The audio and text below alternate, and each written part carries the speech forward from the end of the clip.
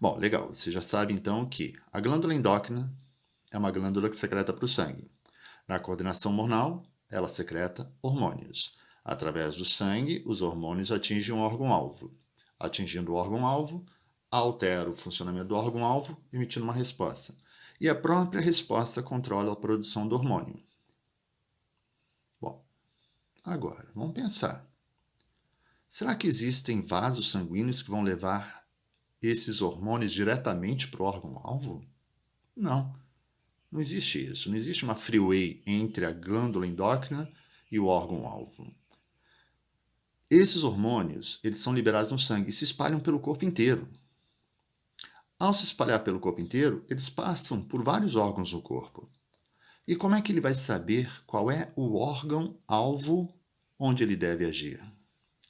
Na verdade, quando o hormônio passa pelos tecidos, ele vai passar pelo órgão-alvo também. Ao passar pelo órgão-alvo, lembra, ele tem que agir sobre a célula. Lembra que todo órgão tem tecido, todo tecido tem célula.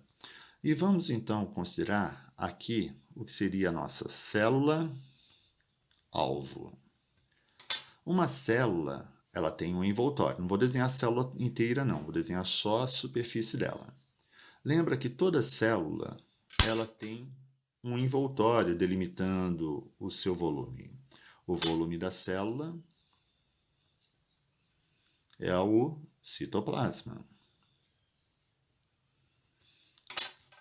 E esse limite entre a célula e o meio externo é a membrana celular. A membrana celular separa o meio externo do meio interno. Lembra que a membrana celular, ela tem componentes fundamentais. E um dos componentes mais numerosos da membrana é na forma de moléculas que eu estou representando aqui de uma maneira hipotética, os chamados fosfolipídios. Então aqui eu estou representando o que seria a bicamada fosfolipídica. Essa bicamada fosfolipídica não é o único componente da membrana. Lembra que toda membrana também tem proteínas. Algumas proteínas que atravessam a membrana. Outras proteínas que só ficam flutuando ou na parte externa ou na parte interna da membrana. Então, imerso a bicamada fosfolipídica, você tem proteínas. Algumas proteínas que atravessam integralmente a membrana, que a gente chama de proteínas integrais. Outras que ficam só na superfície, chamadas de proteínas, vamos colocar assim, proteína periférica.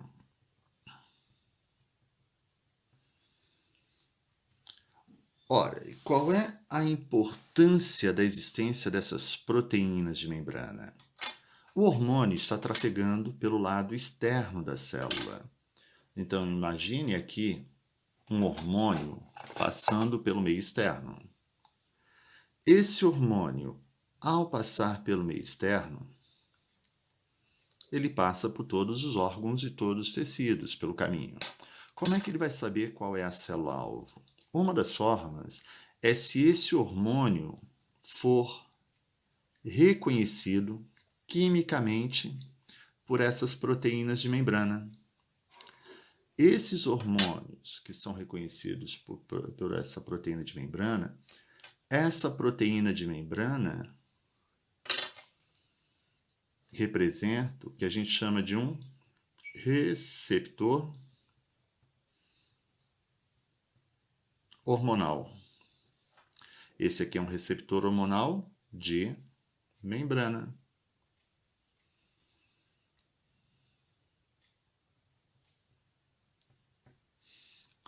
Ora, então o que é um receptor hormonal? É uma molécula perfeitamente complementar ao hormônio.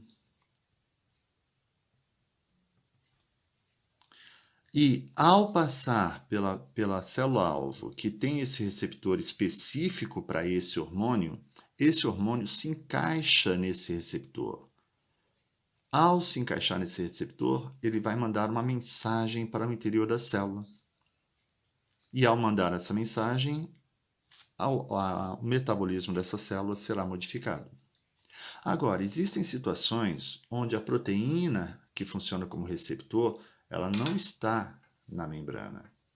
Ela está no interior da célula. Então, existem alguns receptores que ficam mergulhados no citoplasma. Também são proteínas. E aqui seria um receptor intracelular. O que significa? Existem hormônios que repassam a mensagem para a célula através de receptores de membrana. Existem hormônios que dependem do encaixe com receptores intracelulares. Então é meio óbvio, né? O hormônio que passa essa mensagem através de receptor de membrana não precisa entrar na célula. O que passa precisa entrar na célula. E aí, como é que os hormônios entram ou não entram na célula? Um hormônio, para poder entrar na célula, das duas, uma.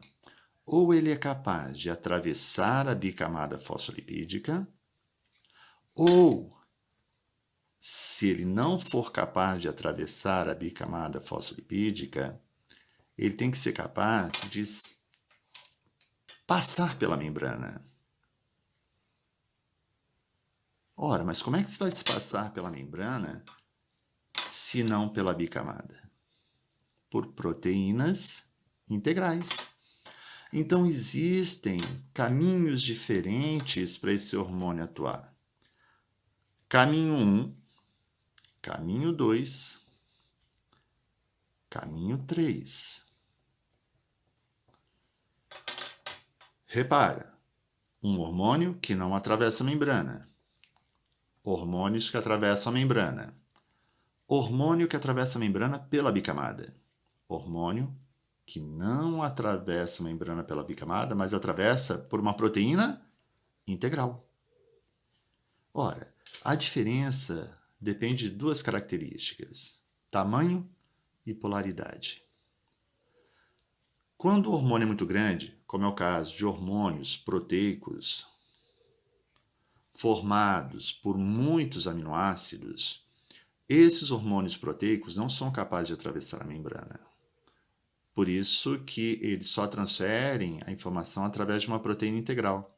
E essa proteína integral, ela sintetiza um mensageiro, que a gente chama de mensageiro secundário. E é esse mensageiro secundário que vai afetar o metabolismo celular. Agora, se o hormônio for pequeno e for capaz de atravessar a membrana, ele pode atravessar pela bicamada. Então, pequeno, e esse aqui também tem que ser pequeno. Pequeno, na verdade, de baixo peso molecular, o nome mais correto. Agora, qual é a diferença de passar pela bicamada ou não? Lembra que a bicamada é fosfolipídica. Fosfolipídio é apolar, como todo lipídio. Então, se o fosfolipídio é apolar, para passar pela bicamada tem que ser pequeno e apolar. Para passar, se for pequeno e polar, não tem como passar pela bicamada. Então, ele terá que passar por uma proteína transportadora. Aos hormônios que atravessam a membrana vão atuar sobre receptores intracelulares. Hormônios que não atravessam atuam através de uma proteína integral, decodificando um mensageiro secundário. Olha o nome, mensageiro secundário, por quê? Porque o primário é o hormônio. O mensageiro é o produzido a partir da ação do hormônio. Então, recapitulando, como é que um hormônio reconhece a célula-alvo? através de um receptor hormonal. Receptor hormonal pode ser um receptor hormonal de membrana ou pode ser um receptor hormonal intracelular. Para o hormônio agir sobre um receptor intracelular, ele tem que atravessar a membrana. Para atravessar a membrana, tem que ser um hormônio de baixo peso molecular, vamos chamá-lo de pequeno. Esse hormônio, que é capaz de atravessar a membrana, se for apolar, passa pela bicamada. Se for polar, vai passar por uma proteína integral. Estando no citoplasma, ele pode se encaixar no receptor. E lembra, esse receptor só existirá na célula-alvo. Um hormônio proteico com vários aminoácidos, ele é incapaz de penetrar na membrana. Então, o que ele faz? Ele ativa uma proteína integral. Essa proteína integral ativa um mensageiro secundário. Esse mensageiro secundário vai interferir no metabolismo. Então, não importa a rota, a célula-alvo vai mudar o seu metabolismo. Agora, completando, como é que uma célula-alvo se torna diferente de uma outra célula-alvo? Os receptores não são proteínas? Lembra que toda proteína ela é resultado de uma atividade gênica. Então, a célula-alvo decodifica os genes.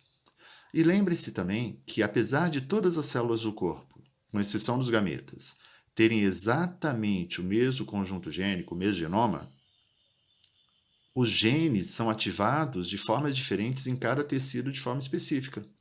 E é por isso que algumas células apresentam determinados receptores, porque esses genes para esses receptores estão ativos, enquanto que outras células têm outros genes responsáveis por outros receptores. Tranquilíssimo, né? Molinho, molinho. Então, resumindo, a célula, ela reconhece o hormônio reconhece a célula através de receptores hormonais. Cada célula produz seus próprios receptores, graças a atividades gênicas diferentes, genes ativos de formas diferentes em cada célula. Um receptor intracelular, ele só pode ser ativado por hormônios que atravessam a membrana, apolares, através da bicamada, pequenos e polares, através de uma proteína integral, uma proteína transportadora. Hormônios que não atravessam a membrana, hormônios proteicos de grande peso molecular, ativam a produção de um mensageiro secundário. Espero que tenham compreendido essa ação básica, essa ação geral de hormônios. Na próxima, nós vamos ver de forma específica como cada glândula atua. Espero que tenham aproveitado e até a próxima.